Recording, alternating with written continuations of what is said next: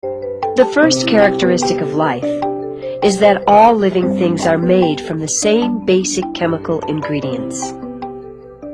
All living things are composed of complicated chemical substances not found in non-living things such as rocks. For example, living things, or organisms, store biological information in long twisted chemical chains known as nucleic acids. The nucleic acid, called DNA, is by far the most common information-storing chemical. The information stored in DNA contains instructions that control all life activities. The second characteristic of life is that all living things are composed of cells. Cells are the basic structural units, or building blocks of life. Most, such as the box-like plant cells seen here, require a microscope to see. The third characteristic of living things is that they require water and a source of energy to run their life processes. Plants, for example, actually capture energy from the sun and use it to combine non-living carbon dioxide gas and water into sugars, which chemically store the energy. And while animals cannot capture the sun's energy directly, they can eat plants, plant products, or even other animals, and get the energy they need in those ways.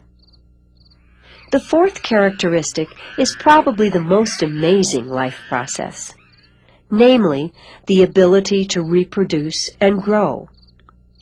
This means that living things produce offspring so that their own special form of life, or species, will survive for one more generation. This characteristic also means that small organisms that are in the early stages of life can grow and become larger. The fifth characteristic of life is the actual reason that organisms must reproduce.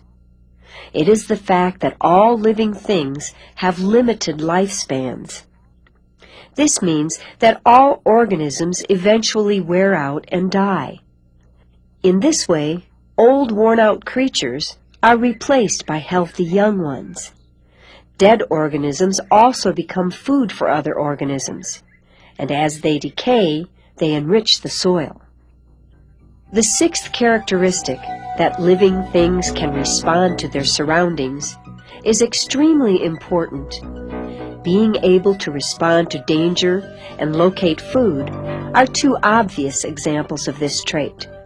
But another important way organisms respond to their surroundings is by maintaining a balanced environment inside their bodies, a process known as homeostasis. A good example of homeostasis is the ability of humans to maintain a constant body temperature, even though the outside temperature is changing all the time. The seventh characteristic of life is one of the main ways that organisms respond to their surroundings, namely, through their ability to move. The lives of many organisms depend on being able to move to capture food and to escape from danger. Obviously, some organisms move around a lot and can do so quite quickly, whereas most plants, on the other hand, move so slowly their movements are hard to see. For example, when a cactus flower opens to the sun. An eighth characteristic of living things is that they are able to repair injuries to themselves, provided the damage is not too severe. Some organisms, such as this salamander, can actually regrow arms or legs that have been torn off. The world is a dangerous place, and without the ability to repair wounds, huge numbers of creatures would die before they ever reach adulthood.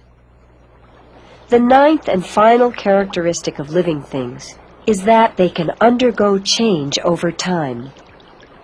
This means that species of living things are constantly adapting to meet the challenges of their environments.